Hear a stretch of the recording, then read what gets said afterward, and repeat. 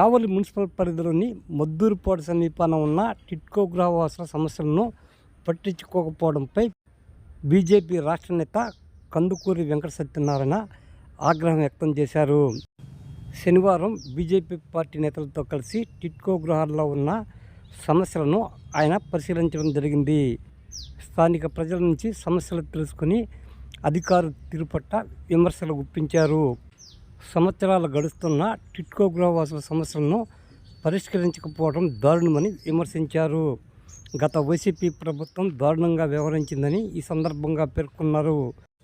కూటమి ప్రభుత్వం అధికారంలోకి వచ్చి 16 నెలలు గడుస్తున్నా వారి సమస్యలను పట్టించుకోకపోవడం ఏమిటని ఆయన పేర్కొన్నారు.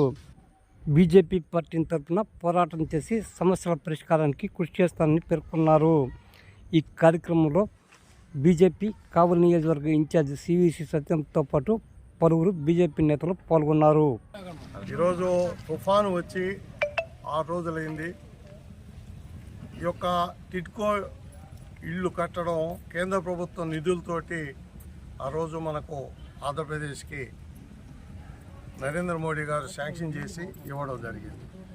అయితే సుమారుగా ఇప్పటికి 7-8 ఏళ్ళు అయినప్పటికీ మధ్యలో వైఎస్ఆర్ పార్టీ వచ్చి దీన్ని పట్టించుకున్న పాపాన పోలా. చాలా దారుణమైన పని. వారు చేసిన విధ్వంసంలో టిడ్కో ఇళ్లను కూడా ఒక విధ్వంసం చేశారు. ప్రజల కోసం ప్రజల డబ్బుని వెచ్చించి కేంద్ర ప్రభుత్వం ఇస్తే రాష్ట్ర ప్రభుత్వం ఎగ్జిక్యూషన్ చేయాలి, నిర్మాణం చేయాలి. దాన్ని వైఎస్ఆర్ పార్టీ నిలువున ఆపేసి ఇది కడితే ఏదే ఇంకో పార్టీకి వస్తుంది. పార్టీలతో కాదు కదా, ఇది ప్రజల సొమ్ము. వాళ్ళ బాబుల సొమ్ములు ఏమైనా ఇక్కడ ఇస్తున్నారా అనేది నేను మొదట అడిగే ప్రశ్న. అంతేకాకుండా 2024 ఎన్నికల్లో ప్రజలందరూ కూడా కూటమి ప్రభుత్వం ఈ విధ్వంసం సృష్టించిన వైఎస్ఆర్ పార్టీకి వ్యతిరేకంగా ఈ ప్రభుత్వం మంచిగా చేస్తుంది. భారతీయ జనతా పార్టీ, జనసేన, తెలుగుదేశం పార్టీ కలిసి మాకు మంచి పరిపాలన ఇస్తారు, మా సమస్యలను పరిష్కరిస్తారనే ఒక మంచి ఉద్దేశంతో మనం ఊహించిన దానికంటే కూడా 160 సీట్లు ఇచ్చిన ఘనత ఈ యొక్క ప్రజలది. అలాంటి ప్రజలను ఈరోజు ఈ యొక్క వర్షానికే ఈ టిడ్కో ఇళ్ళని 16 నెలలైంది మనం అధికారంలోకి వచ్చి, 17 నెలలైంది. నేను ఒకటే ప్రశ్నిస్తున్న, ఈ నియోజకవర్గంలో ఉన్న ఇంత ప్రధాన సమస్యను పట్టించుకోకపోవడాన్ని భారతీయ జనతా పార్టీ తరఫున నేను ఖండిస్తున్నాను. ఇది మానవత్వం కాదు, సరైన లైన్ కాదు. ఓ పక్క డీకంపోస్ట్ తీసుకొచ్చి ఎట్లా వాడతారు? అది నామ్స్లో ఏమన్నా డీకంపోస్ట్ వాడమని ఉందా?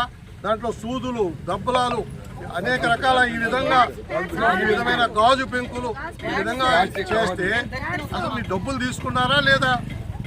మీరు ఎవరిని వినియోగదారుని మోసం చేయడం కాదా, అన్యాయం చేయడం కాదా? అదేవిధంగా చుట్టూ ప్రహరీ కూడా నిర్మాణం చేయరా? కరెంటు ఏ విధంగా ఇవ్వాలి? కరెంటు మన ఇంటికి తీసుకుంటే ఎట్లా చేస్తాము, మనం ఏ విధంగా ఇస్తామనే ఆలోచన కూడా ఎవరికి లేదా? నేను ఒకటి చెప్తున్నాను, ఈడ కూటమి ప్రభుత్వం అయినప్పటికీ కేవలం తెలుగుదేశం పార్టీ వాళ్ళ యొక్క ఆధ్వర్యంలోనే అన్నీ జరుగుతున్నాయి. భారతీయ జనతా పార్టీగా మేము బాధపడుతున్నాం. మమ్మల్ని పట్టించుకునే పరిస్థితి లేదు. ఇక్కడ అధికారులు కానీ అటు ఎమ్మెల్యే కానీ ఎవరు కూడా మా సమస్య వినే పరిస్థితుల్లో లేరు. మేము ఏం చెప్పాలి? కాబట్టి ప్రజల ముందుకు వచ్చాం.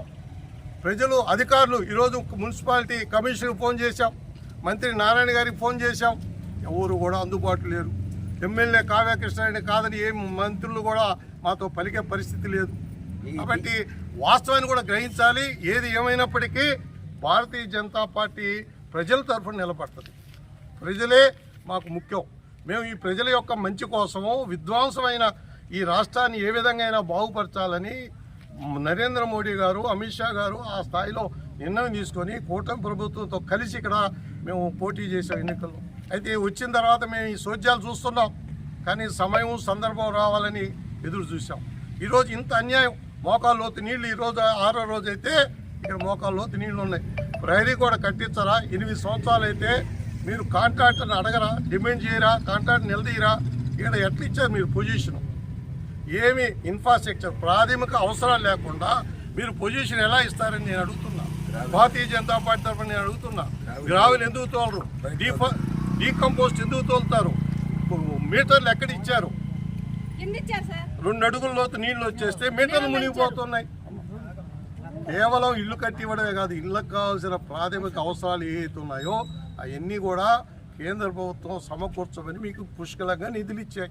కాబట్టి ఈ విషయం మీద మీ ద్వారా ప్రజలందరికీ తెలియజేస్తున్నాం.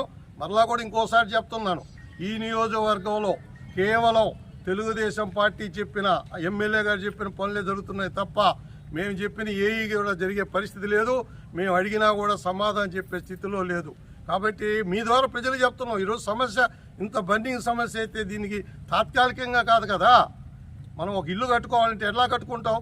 గుణార్థం బాగా స్ట్రాంగ్గా కట్టి 3 అంతస్తులు 2 అంతస్తులు కట్టుకొని దానికి చుట్టూ నీటి పోయే వస్తీ, దానికి కరెంటు వస్తీ, కరెంటు వర్షం వచ్చినా తుఫాను వచ్చినా ఇల్లు కరెంటు డిస్కనెక్ట్ కాకూడదు. ఎక్కడ ఉంది ఇది? ఏంది ఇది? ప్రభుత్వం డబ్బులు కాదా? ఈ ప్రజల డబ్బులు కాదా? ప్రభుత్వం అంటే ప్రజలే, ప్రజల డబ్బులు, మీ అందరి డబ్బులు అయ్యి మీ అందరికీ మంచిగా ఉండాలని నరేంద్ర మోడీ గారు మంచి ఆలోచనతో దేశవ్యాప్తంగా ఇవన్నీ ఏర్పాటు చేశారు. దాంట్లో భాగం అయితే దురదృష్టం ఏంటంటే దీన్ని ఎగ్జిక్యూషన్ చేసేది రాష్ట్ర ప్రభుత్వం. గతంలో తెలుగుదేశం ప్రభుత్వం 19కి ముందు ఉంది, దాని తర్వాత వైఎస్ఆర్ పార్టీ వచ్చింది. వాళ్ళు దుర్మార్గంగా ఈ రాష్ట్రాన్ని విధ్వంసం చేశారు. దాంట్లో విధ్వంసంలో ఇది ఒక భాగం. దాని తర్వాత మనం వచ్చి చేసింది ఏంది? ఈ డీకంపోస్ట్ మట్టిని తీసేసి మెటల్ కూడా తోలమా? ఆ కాంట్రాక్టర్ ఎవరు? ఏం చేయాలి? కాబట్టి వెంటనే నేను మన ఎమ్మెల్యే గారికి కూడా మీ ద్వారా రిక్వెస్ట్ చేస్తున్నాను, మీరు ఒకసారి పూర్తిగా వచ్చి చూసి ఇక్కడ సమస్యను తక్షణమే పరిష్కరించాలి. ఇది మేము కూడా మా పార్టీ పెద్దలకు కూడా తీసుకెళ్ళి మా మినిస్టర్ సత్యకుమార్ గారికి వాళ్ళ దృష్టికి కూడా తీసుకెళ్ళి అవసరమైతే చంద్రబాబు నాయుడు గారి దృష్టికి కూడా తీసుకెళ్తాం. నేను రాష్ట్ర కోశాధికారిగా ఉన్నాను. నాకున్న పలుకుబడినంతా కూడా ఉపయోగించి ఇక్కడ వసతులు చేసేదానికి, రాబోయే రోజుల్లో కావలి నియోజకవర్గం అభివృద్ధి అయ్యేదానికి నా వంతుగా ఆయన పిలిచినా పిలవపోయినా చేసినా చేయకపోయినా ఎవరు వచ్చినా నా వంతుగా నేను చేస్తాను. గత 35 సంవత్సరాలుగా నిస్వార్థంగా నేను పార్టీకి పనిచేశాను. పార్టీ నాకు అనేక పదవులు అనేక అవకాశాలు ఇచ్చినాయి.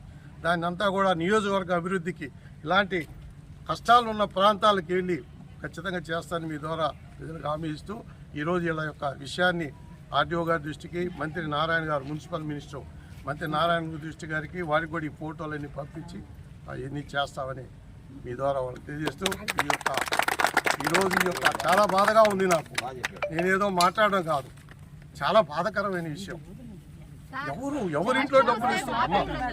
ఎవరింట్లో డబ్బులు ఇవి మన ప్రభుత్వం ఇచ్చింది పేదల మధ్యతరగతి కోసము, పేదల కోసం సొంత ఇళ్ళు నిర్మాణం చేయాలని కేంద్ర ప్రభుత్వం ఇచ్చింది. మరోసారి కూడా ఇదే విషయాన్ని గుర్తు చేస్తూ ఈరోజు వీళ్ళ బాధ్యత చూసి చాలా బాధపడుతున్నాను. వాళ్ళకి వీలైనంత త్వరగా రోజు మార్చి రోజు డైలీ వచ్చి వాళ్ళకి అందుబాటులో ఏమి జరిగింది, ఎంత ప్రోగ్రెస్ ఉందని ప్రత్యేకంగా నేను దృష్టి పెడతానమ్మా. మీకు మా ప్రభుత్వం తరఫున